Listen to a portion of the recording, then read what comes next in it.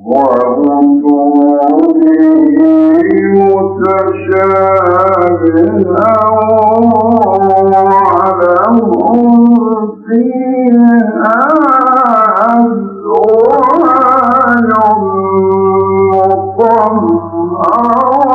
مطهرة وهم فيها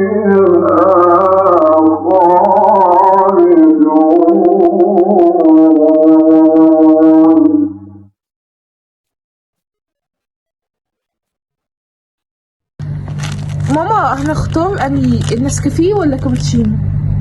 انا كنت باخد بريك كابتشينو اسمه بريك، ده غيرته. نختار انهي؟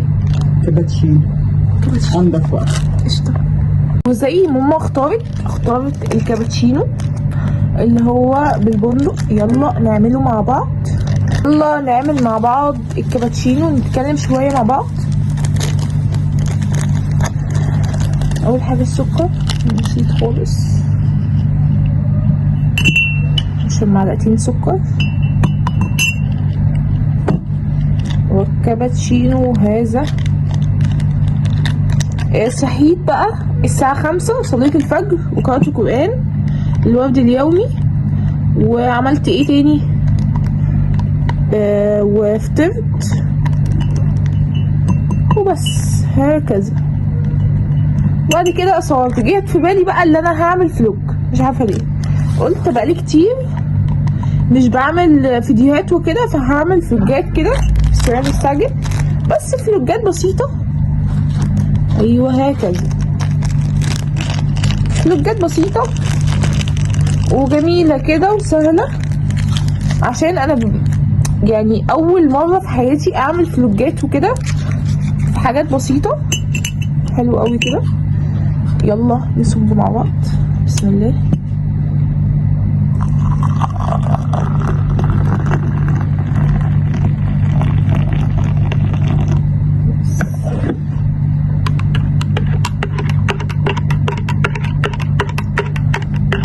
وقلت بقى اعمل فلوجات وكده. عايزه اجرب اللي هو اول ما اصحى من النوم اقرا كتاب. فجبت كتاب جديد اسمه الاب الغني والاب الفقير. انا صورت قبل كده في فيديو سابق، فالكتاب ده جميل جدا.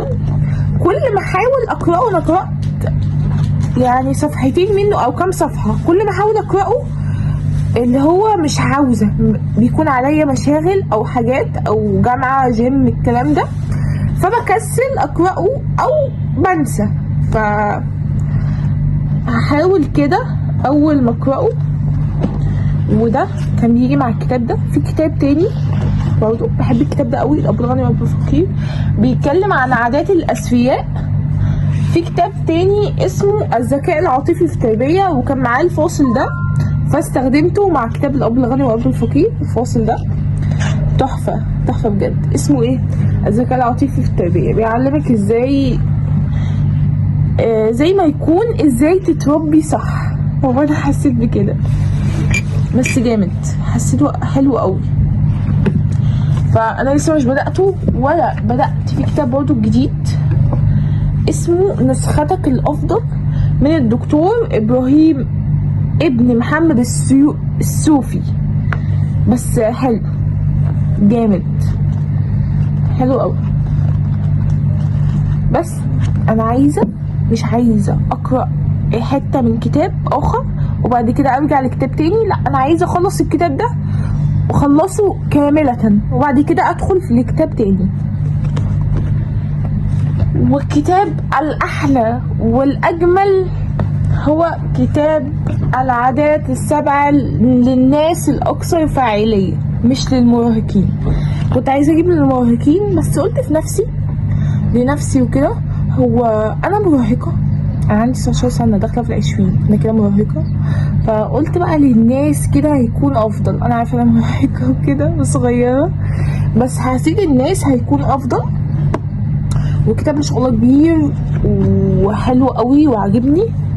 واداني كمان الراجل كتر خيره، اداني ايه فاصل بتاع نجيب محفوظ. بصوا كده،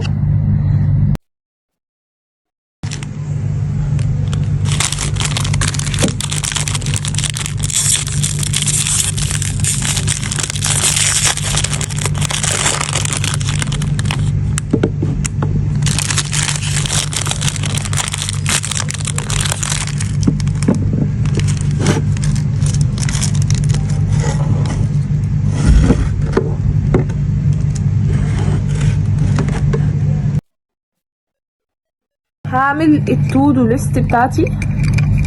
هحضر القلمة.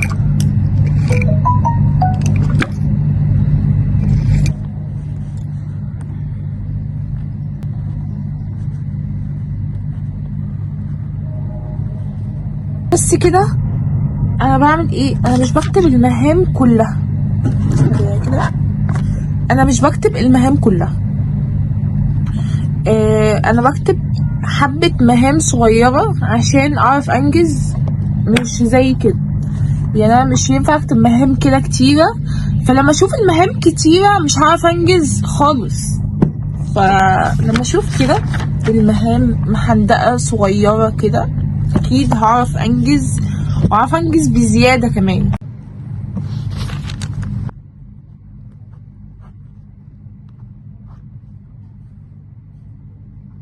أعوذ من الشيطان الرجيم. بسم الله الرحمن الرحيم. وبشر الذين آمنوا وعملوا الصالحات أن لهم جنات تجري من تحتها الأنهار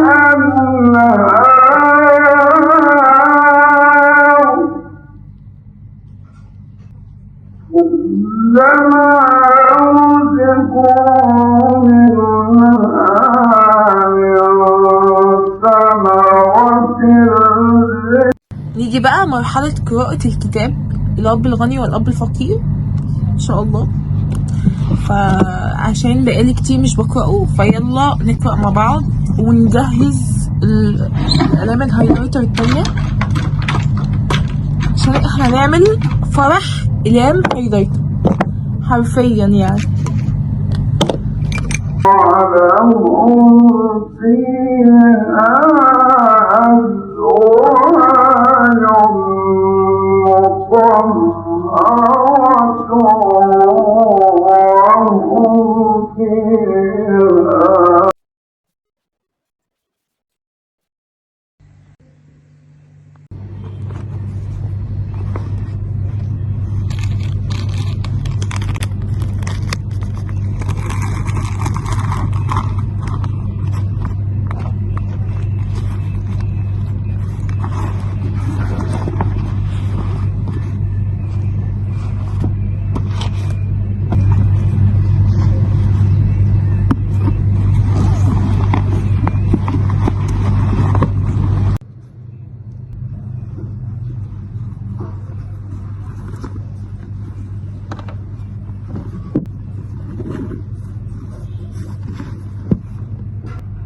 عليكم، أهلا بكم في فلوج جديد. رايحة الجامعة، فتأخرت على الجامعة كمان، وهركب مواصلات إن شاء الله بإذن الله.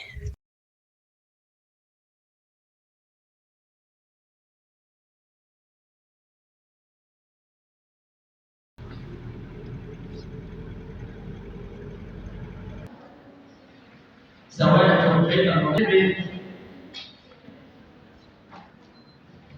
التي تتدخل مع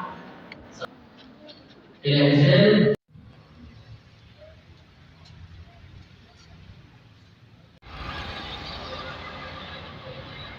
الوقت الممتع مع أصدقائي. جبت عصير قصب وقعدنا نعمل بقى شوية حركات. ببدأ أعمل الجدول، بكتب كده الجدول الأسبوعي، وبعد كده بسطر كويس عشان تكون الجدول أو الورقة تكون شيك كده وشكلها حلو، وبتدي حماس إن أنا أكمل المهام بتاعتي. التسطير والألوان بيدوا شكل خرافي كده وشكل تحفة للورقة بجد يعني. ومهم جدا الجدول الأسبوعي عشان بيخليني بلتزم، وبيخليني عندي حماس اللي أنا أكمل المهام اللي عليا. ببدأ أكتب الأيام الأسبوع كلها، وبعد كده أسطر واكتب الميعاد والحاجة اللي عليا أو المهمة اللي عليا، زي صلاة الفجر حاجة مهمة جدا أول ما بصحى من النوم بعملها، وبعد كده أسطر وبعديها بكتب الميعاد والمهمة اللي عليا اللي هي الروتين الصباحي. مهمة جدا الروتين الصباحي، مهم جدا إن أنا أغسل وجهي الصبح وأسناني، وبعديها ببدأ أسطر. الجدول لذيذ جدا ولطيف كده وحماسي كمان، وكمان بكتب الميعاد والمادة اللي عليا.